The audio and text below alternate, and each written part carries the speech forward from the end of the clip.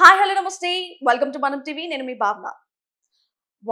Vallabhaneni Vamsi arrest అయిన తర్వాత మొట్టమొదటిసారిగా జైలుకు వెళ్లి జగన్మోహన్ రెడ్డి కలవడం జరిగింది. అంటే కలిసిన తర్వాత ఏం మాట్లాడాడు?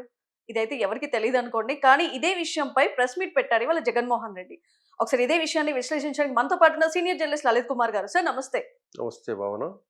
సార్ అసలు జైలుకి వెళ్లి ఏం మాట్లాడాడు అనేదైతే ఎవరు వినలేం కాబట్టి ఏం చెప్పుకోలేము. మరి అదే విషయంపై ఆయన బయటికి రాగానే ప్రెస్ మీట్ పెట్టారు. అసలు ఏంటి ఈ ముఖ్య ఉద్దేశ్యం ఏంటి ప్రెస్ మీట్‌కి? ప్రెస్ మీట్ అంటే అన్యాయంగా, అక్రమంగా కేసులు పెడుతున్నారని జగన్మోహన్ రెడ్డి ఆవేదన.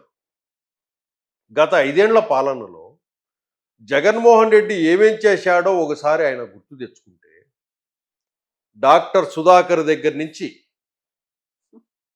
అంటే కామన్ మెన్స్ ఒక డాక్టరు ఇట్లా నెక్స్ట్ నంద్యాలకు సంబంధించిన ఒక ముస్లిం కుటుంబం కానీ ఇట్లా చెప్పుకుంటూ పోతే సుమారుగా ఒక 10-20 ఉంటాయి సంఘటనలు. అట్లాగే పొలిటీషియన్స్కి సంబంధించి కొల్లూరు రవీంద్రన్ కానీ, ధూళిపాళ్ల నరేంద్రన్ కానీ, అచ్చెన్నాయుడు కానీ, చంద్రబాబు నాయుడు గారిని కానీ, రాజకీయంగా తన ప్రత్యర్థులు ఎవరైతే ఉన్నారో వాళ్ళందరినీ ఏ విధంగా కేసుల్లో ఉంచి ఇబ్బంది పెట్టింది ఓసారి ఆయన కూడా గుర్తు చేసుకుంటే బాగుంటుంది. కానీ కూటమి గవర్నమెంట్ అట్లా చేయటంలా. ఎందుకంటే ఏదో తూతు మంత్రంగా కేసులు పెట్టేసో కక్ష సాధింపుకో అనేసి చేయకుండా పక్కా సాక్ష్యాధారాలతో ఆల్ ఎవిడెన్సెస్ పుట్ చేసే అరెస్టులు చేస్తున్నారు. ఇక్కడ జగన్మోహన్ రెడ్డి ఏం చెప్తున్నాడో ఒకసారి విందాం భావన. అక్కడ వైస్ ప్రెసిడెన్సీ అనేది వైసీపీకి రావాలన్నా తెలుగుదేశం పార్టీకి పోస్ట్పోన్మెంట్, ఇలా ప్రతి సందర్భంలోనూ కూడా డెమోక్రసీని కూని చేస్తా ఉన్నారు. పోలీసులను వీళ్ళు ఇష్టానుసారంగా వాడుకుంటా ఉన్నారు. నేను ఇవాళ ఒకటే చెప్తా ఉన్నా, ప్రతి పోలీసు వ్యక్తికి కూడా చెప్తా ఉన్నా, ఈ టోపీ మీద ఉన్న 3 సింహాలకు కనిపించే ఆ సింహాలకు సెల్యూట్ కొట్టడం మొదలు పెట్టండి. తెలుగుదేశం పార్టీ నాయకులకు సెల్యూట్ కొట్టడం మొదలుపెట్టి, వీళ్ళు చెప్పినట్టుగా చేయడం మొదలుపెట్టి, అన్యాయాలు చేయడం మొదలుపెడితే మాత్రం ఎల్లకాలం తెలుగుదేశం పార్టీ ప్రభుత్వమే ఉండదు అని చెప్పి ఇవాళ ప్రతి అధికారికి కూడా నేను తెలియజేస్తా ఉన్నా. రేపొద్దున మళ్ళీ మా అధికారం వస్తుంది. వచ్చినప్పుడు అన్యాయం చేసిన వీళ్ళందరినీ, వీళ్ళ అధికారులందరినీ, అన్యాయం చేసిన ఈ నాయకులందరినీ కూడా బట్టలోన తీసి నిలబెడతామని చెప్పి కూడా ఈ సందర్భంగా తెలియజేస్తా ఉన్నాను. ఎవడిని వదిలిపెట్టేది ఉండదు. ఇదే వంశీని అరెస్ట్ చేసేటప్పుడు సిఐ అన్నాడట, నేను 1.5 సంవత్సరంలో రిటైర్ అయిపోతాను అని చెప్పి. రిటైర్ అయిపోయినా కూడా, సప్త సముద్రాల అవతల ఉన్నా కూడా మొత్తం అందరినీ కూడా పిలిపిస్తామని చెప్పి కూడా ఈ సందర్భంగా చెప్తా ఉన్నా. చట్టం కూడా నిలబెట్టుగా చేస్తాం, బట్టలు ఊడదీస్తాం, న్యాయం జరిగేట్టుగా చేస్తాం అని ప్రతి ఒక్కరికి కూడా తెలియజేస్తా ఉన్నాం. ఈ మాదిరిగా అన్యాయం చేయడం మొదలు పెడితే మాత్రం ఖచ్చితంగా ప్రజలు, దేవుడు ఇద్దరు కూడా వీళ్ళని శిక్షించే కార్యక్రమం ఖచ్చితంగా జరుగుతుందని చెప్పి సందర్భంగా మరొక్కసారి వీళ్ళందరికీ కూడా చెప్తా ఉన్నాం. అన్యాయంలో భాగస్వాములు కావద్దండి.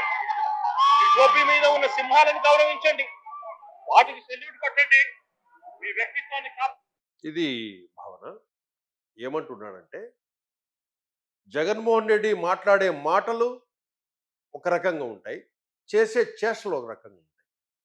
గత 5 ఏళ్లలో ఏం చేశారో ఒకసారి జగన్మోహన్ రెడ్డి, అవి కూడా మనం ఒకసారి పరిశీలించాలి కదా. ఇక్కడ వల్లభనేని వంశీని ఏ కేసులో అరెస్ట్ చేశారు? గన్నవరం టీడీపీ పార్టీ ఆఫీసు మీద దాడి చేయిస్తే, దాడి చేసిన వాళ్ళను ఆ కేసుకు సంబంధించి ఆ కంప్లైంట్ ఎవరైతే పెట్టాడో కంప్యూటర్ ఆపరేటరు, ఆ అబ్బాయిని కోర్టులో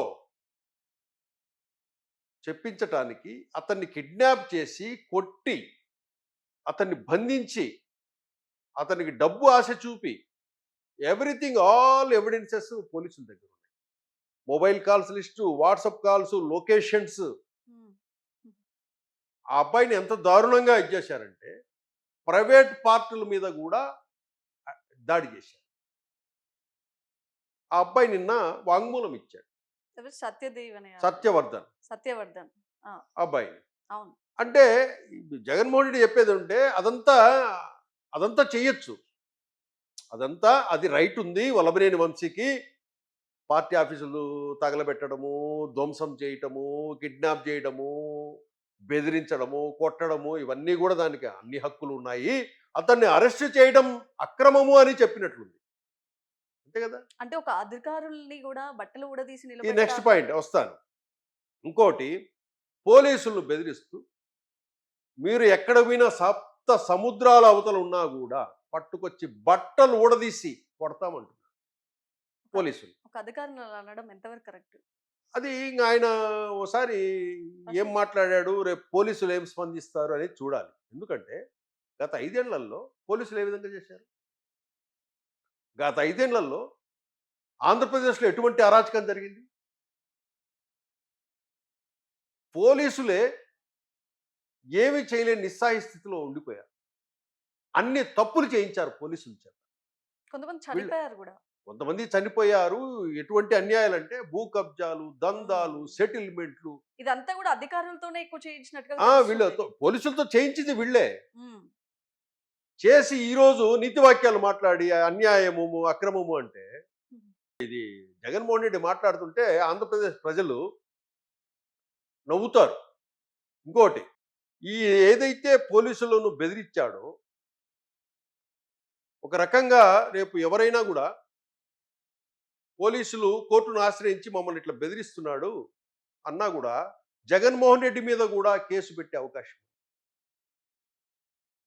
జగన్మోహన్ రెడ్డిని కూడా కేసు పెట్టే అవకాశం. బట్టలు ఊడదీసి కొడతా అంటున్నాడు కదా. పోలీసుల్నే బట్టలు ఊడదీసి కొడతానంటుంటే మనం అన్యాయంగా అరెస్ట్ చేశారా అనేది కోర్టు చెప్తుంది కదా. సాక్ష్యాధారాలు లేనప్పుడు ఏ విధంగా అరెస్ట్ చేస్తారు పోలీసులు? అంటే ఎట్లుందంటే మేము నేరాలు చేస్తాము, ఏదైనా చేస్తాము. అది మీరు అరెస్ట్ చేస్తే అది అక్రమం. అలా అయిపోయింది. అట్లా జగన్మోహన్ రెడ్డి చెప్తున్నట్టుగా మనం అనుకోవాల్సిందే. ఇంకా ఈ బెదిరింపులు ఇవి చూస్తే ఇందాక మాట్లాడుతూ తిరుపతిలో సంబంధించి ఒక డిప్యూటీ మేయర్ కోసం అనేసి ఏ విధంగా చేశారని మీరు ఆ కార్పొరేట్లో ఎట్లా గెలిచారు? బలవంతం చేసి వన్ సైడ్ చేసుకొనేసి అవతల వాళ్ళని బెదిరించి వన్ సైడ్ చేసుకుని ఏమి న్యాయబద్ధంగా చట్టబద్ధంగా జరిగాయా ఎలక్షన్స్ ఏమన్నా తిరుపతిలో? లేదు.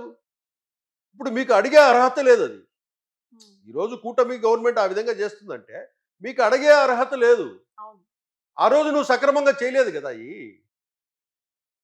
నువ్వు అన్యాయంగానే చేశావు కాబట్టి వాళ్ళు అన్యాయంగానే పోతున్నారు. అందరికీ తెలుసు నువ్వు కదా. నేర్పించావు, వాళ్ళు ఫాలో అవుతున్నారు. మీకు అడిగే అర్హతే లేదు.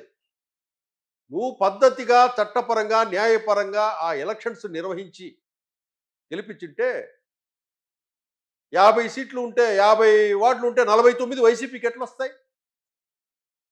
వన్ సైడ్ చేయించుకున్నారు. ఈరోజు నువ్వు అది మాట్లాడడం అర్హతే లేదు జగన్మోహన్ రెడ్డి.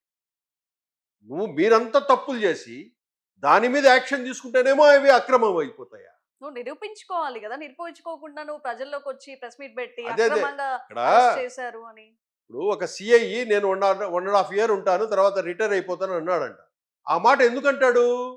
వల్లభనేని వంశీ ఏదో బెదిరించుంటాడు ఆ సిఐని. ఊరకి అన్నాడు కదా సిఐ. అవును. ఆ సిఐని ఏదో అనింటాడు. అనినప్పుడే ఆ మాట అనింటాడు ఆయన. భయంతో. అతన్ని ఏదో బెదిరించుంటాడు వల్లభనేని వంశీ ఆ సిఐని. కాబట్టే నువ్వేం చేస్తావా నేను 1.5 ఇయర్లో రిటైర్ అయిపోతా అని అంటాడు. అది వల్లభనేని వంశీ ఈయనకు చెప్పినట్లున్నాడు. ఈయన ఆయన సప్త సముద్రాలు రిటైర్ అయిపోయినా కూడా సప్త సముద్రాల నుంచి కూడా లాక్కొస్తాను అంటున్నాడు. ఇట్లా పోలీసులను బెదిరిస్తే చూడాలి పోలీసుల అధికారుల సంఘం ఏం చేస్తుంది.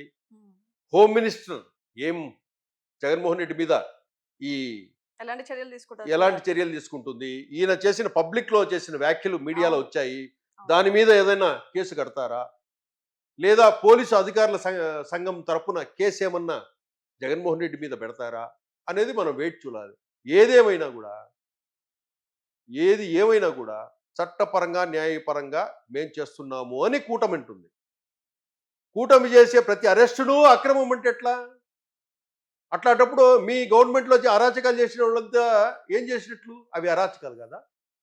ఆన్ స్క్రీన్ ఉన్నాయి కదా, కండ్ల ఎదురు కనపడుతున్నాయి కదా, సాక్ష్యాలతో. విత్ ఎవిడెన్సెస్తో గత 5 ఏళ్ల పాలనలో ఏమేం జరిగాయి ప్రజలందరూ చూశారు. అవును. ఇప్పుడు వాటికి సంబంధించి అరెస్టులు చేస్తే మాత్రం అక్రమ అరెస్టులు అంటే ఎట్లా జగన్మోహన్ రెడ్డి గారు? అంతే కదా? అవును. ప్రజలు ప్రపంచం చూసింది మీ పాలన. ఈరోజు వాటన్నిటికీ అరెస్టులు చేస్తుంటే సాక్ష్యాధారాలతో, ఈరోజు అవన్నీ అక్రమము అని చెప్పి పోలీసులను బెదిరిస్తుంటే ఇది ఎక్కడి ధర్మం అది? ఒకసారి ఆయన జగన్మోహన్ రెడ్డి గారు ఆయన మనస్సాక్షికి, ఆయన మనస్సుకు ఒకసారి రివైండ్ చేసుకోవాలి. అంటే పాస్ట్ 5 yearsకి వెళ్ళాలి. వెళ్ళిన తర్వాత ఏమేం చేశాను అని చూసుకోవాలి. లేదా మీరు ఈటీవీ కానీ, ఏబిఎన్ కానీ, టీవీ5 కానీ ఒకసారి చూడండి. సాక్షి గాని. చూడండి. సాక్షిలో తెలుస్తాయి కదండి. సాక్షులు అంటే అవన్నీ చూపించరు కదా, అక్రమాలు వీళ్ళకి అక్రమాలు సంబంధించి చూపించారు. చూపించరు కదా. ఉమ్, మీరు ఒక్కసారి ఏం జరిగింది చూడండి. ఉమ్, లేదా గత 5 ఏళ్ల ఈనాడు పేపరు, ఆంధ్రజ్యోతి పేపర్ చూడండి. ఉమ్. ఏమేమి అరాచకాలు మీ పార్టీ వాళ్ళు చేశారు, మీ ఎమ్మెల్యేలు చేశారు, మీ మంత్రులు చేశారు, మీ ఎమ్మెల్సీలు చేశారు, ఇవన్నీ మీరు ఒకసారి చూడండి. ఆయన కేసుల రూపంలోనే ఇప్పుడు ఆయన ముందు కూడా ఉన్నాయి. మీరు చూస్తే ఇది అక్రమమా సక్రమమా ఉమ్, అని జగన్మోహన్ రెడ్డి గారికి తెలుస్తుంది. ఊరికే మనము జనాలు మర్చిపోయింటలే, జనం పిచ్చోళ్ళులే అనుకొని మీడియా ముందుకు వచ్చేసి ప్రతి అరెస్టును అక్రమమే అనుకుంటా పోతే అంటే ఇంకెవరిని అరెస్ట్ చేయకూడదా? అంటే మీరు చేసిన అరాచకాలు ఇవన్నీ కూడా అది కరెక్ట్ అని సమాజం ఒప్పుకోవాలి. మీరు దోచుకున్న ఆస్తులు ఇవన్నీ కూడా మీ వాళ్ళు చేసింది కరెక్ట్ అని ఒప్పుకోవాలన్నా ప్రజలంతా? ఒక సీఎం, ఒక మాజీ సీఎంగా వీటిని ఎంకరేజ్ చేయకూడదు. అవును. తప్పును తప్పుగా చెప్పాలి. అంతేగాని ప్రతిదాన్ని అక్రమ అరెస్ట్ అంటే ఎట్లా? అరెస్ట్ అంటూ మళ్ళీ మీరే పోలీసులను బెదిరిస్తే ఒక మాజీ సీఎం పోలీసులను బెదిరించేది ఏంది? అక్రమం అయితే కోర్టులో నిలదీయండి, నిరూపించుకోండి. ఫైట్ చేయాలా. ఫైట్ చేసి మీ లాయర్ల చేత అక్రమం అయినప్పుడు ఆ రోజు ఆ కేసు నుంచి బయటకు పడి అప్పుడు నిలదీయండి. మళ్ళీ అదే ప్రభుత్వం మీద మీరు కంప్లైంట్ చేయండి. ఉమ్, అదే ఎవరైనా తప్పు చేస్తే అధికారులు వాళ్ళ మీద చట్టపరంగా చర్యలు తీసుకోండి. కాదనలే. మీరు ఇట్లా బట్టలిప్పి కొడతాను, లాక్కొచ్చి కొడతాను అని చెప్పి పబ్లిక్గా పోలీసులను అంటుంటే కనుక మీలో మెంటాలిటీ, మీ మనస్తత్వం ఏంటి? ఇప్పుడు మామూలుగానే జగన్మోహన్ రెడ్డిని ఫ్యాక్షన్ లీడర్ అంటుంటారు వీళ్ళు ప్రతిపక్షాలు, ఫ్యాక్షన్ మెంటాలిటీ అని. ఈరోజు ఆ మీడియా సమక్షంలో ఏదైతే ఆయన ఆటోమేటిక్ తెలియకుండానే ప్రత్యర్థులు ఏదైతే ఆరోపిస్తుంటారో ఆ ఫ్యాక్షన్ మెంటాలిటీ అనేది బయటపడిందని మనం చెప్పుకోవచ్చు భావన. Thank you sir. Thank you.